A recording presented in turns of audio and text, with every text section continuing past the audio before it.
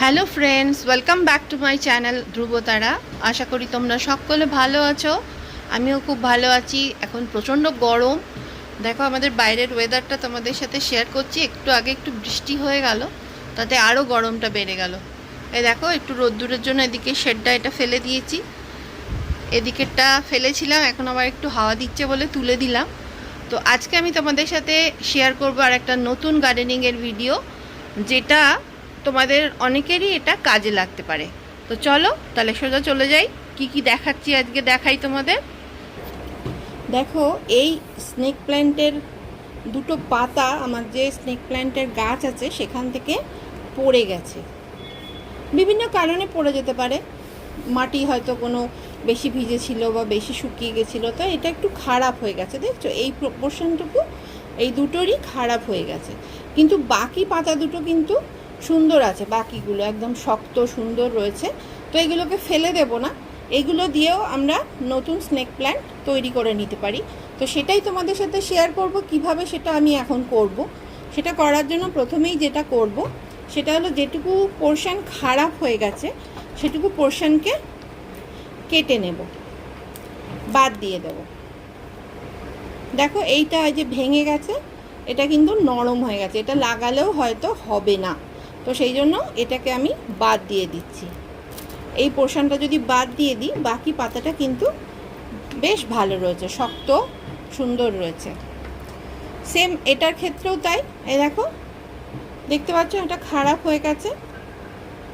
এই গরমে কিন্তু স্নেক প্ল্যান্টের এইসব হয়, বিভিন্ন গাছেরই এত ঠান্ডা গরম এইসব হয় না, তার জন্য গাছের বিভিন্ন প্রবলেম হয়ে যায়। তো এবার এই এত বড় বড়গুলোকে আমি লাগাবো না, এটাকে কি করব, দুটোকেই আমি ছোট ছোট টুকরো করে নেব।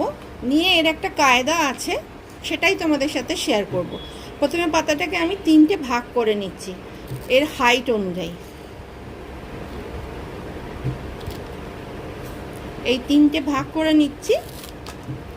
তোমরা যে কেউ এটা বাড়িতে করতে পারো। অনেক সময় দেখা যায় অনেক জায়গায় পড়েও আছে স্নেক প্ল্যান্টের পাতা, সেখান থেকেও আরামসে গাছ একটা নতুন তৈরি হয়ে যাবে।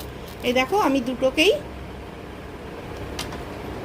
কেটে 3টে করে টুকরো করে নিলাম, বেশি ছোট করলাম না, 3টে করে টুকরো করে নিলাম। দেখেছো? এবার এই নিচেটা কিভাবে কাটছি দেখো। এখান থেকে আমরা একটা ট্রায়াঙ্গেল একটা শেপ দেব। এটা একটা এরকম ট্রায়াঙ্গেল শেপ দিয়ে দিলাম। ওকে, তো সবগুলোকেই আমি সেইভাবেই দেব, এবং যে দিকটা তলার দিক সেই দিকটায় কিন্তু ওই শেপটা আমরা দিচ্ছি। দেখো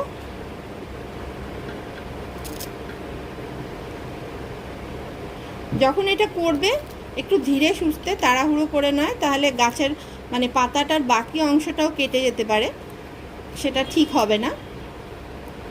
ঠিক আছে, একটু ধীরে সুস্থে।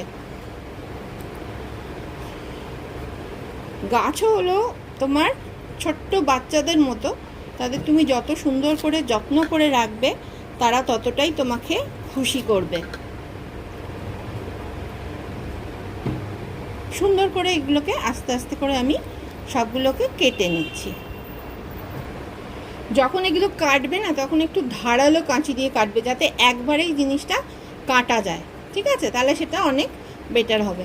দেখো এটা আমার কাঁচি, এটা খুব ভালো কাঁচিটা। দেখো কিভাবে জিনিসগুলোকে আমি করে নিলাম। দেখেছো আমার 6টা টুকরোই আমি এরকমভাবে করে নিয়েছি।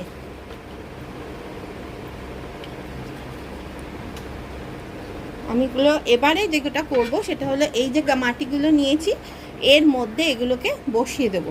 তার মধ্যে এটা নর্মাল মাটি, আর বালির মধ্যেও করতে পারো। আমি মাঝে মাঝে বালির মধ্যেও করি, এখন আমার হাতের কাছে বালি নেই, এই গামলা দুটো খালি রয়েছে, তাই জন্য এটার মধ্যে করে দিচ্ছি। এটার মধ্যেও খুব ভালো মতনই হবে, কোনো অসুবিধা নেই। এটা প্রথমে কি করব, একটু নিজে এটা জায়গা করে নেবো, যাতে ডালটা না চেপে বসাতে হয়, হালকা করে বসালেই যাতে হয়ে যায়। করে নিয়েছি। এবার আমি এই ডালগুলো যে দিকটা কেটেছি ট্রায়াঙ্গেল করে বা ভি শেপে, যে দিকটা কেটেছি সেদিকটা আমি মাটিতে বসিয়ে দেব। বসিয়ে দিলাম। এবার বাকিগুলোকেও বসিয়ে দিই। একটু গ্যাপ রেখে বসাবে, কারণ এরও তো শেকড় বেরোবে, বেরিয়ে এর থেকে আবার গাছ বেরোবে, তো তারা যেন জায়গাটা ঠিকঠাক মতো পায়।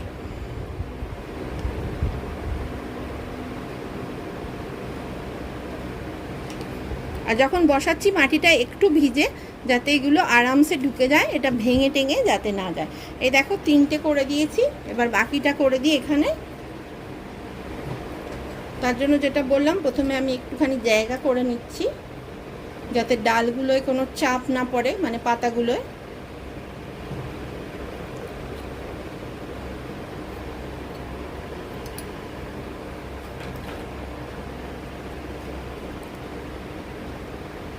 এগুলোকে জাস্ট এরম করে বসিয়ে দেব।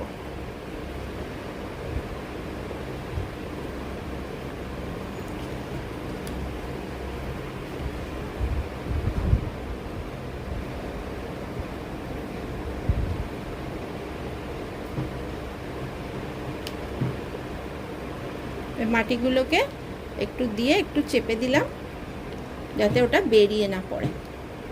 উঠবে না, ওটা ওইভাবেই হয়ে গেছে, চেপে বসে গেছে।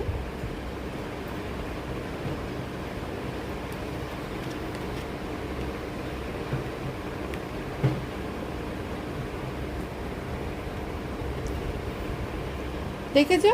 তাহলে এইভাবে এটাকে রোজ জল দেওয়ার দরকার নেই, একদম মাটি শুকোলে তবেই জল দিতে হয়। স্নেক প্ল্যান্টে বেশি জলের দরকার লাগে না, এবং স্নেক প্ল্যান্ট খুব ইজিলি এটা গ্রো হয়ে যায়, গ্রোথ।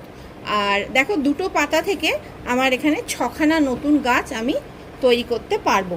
তো এটার জন্য আমাকে একটু সময় দিতে হবে, তাড়াহুড়ো করলে হবে না। কমসে কম 45 ডেজের বাদেই আমরা এই জিনিসটাকে দেখতে পাবো।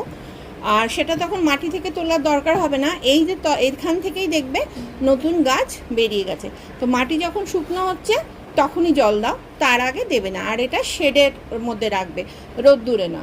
ঠিক আছে, আশা করি তোমাদের সাথে শেয়ার করতে পারলাম, তোমরা অনেকেই বুঝতে পারলে আশা করি, এবং আমার এই ভিডিওটা দেখে উপকৃত হবে। দেখো, আমি এখানে রেখে দিলাম গাছগুলোকে, এখানে রোদ্দুরটা সেরকম পড়ে না, তো এখানেই থাকবে গাছগুলো। এগুলো যখন বড় হবে তখন নিশ্চয়ই তোমাদের সাথে শেয়ার করব। দেখো, রাবার প্ল্যান্ট কেটেছিলাম, তারও ডালপালা বেরোচ্ছে। করতে হবে, একটু রিস্ক নিয়ে করতে হবে, নাও হতে পারে, খারাপও হয়ে যেতে পারে। ভালো চিন্তা করে করাই ভালো, তাই না? চলো আজ তাহলে টাটা, আবার পরের ভিডিও নিয়ে খুব তাড়াতাড়ি দেখা হবে।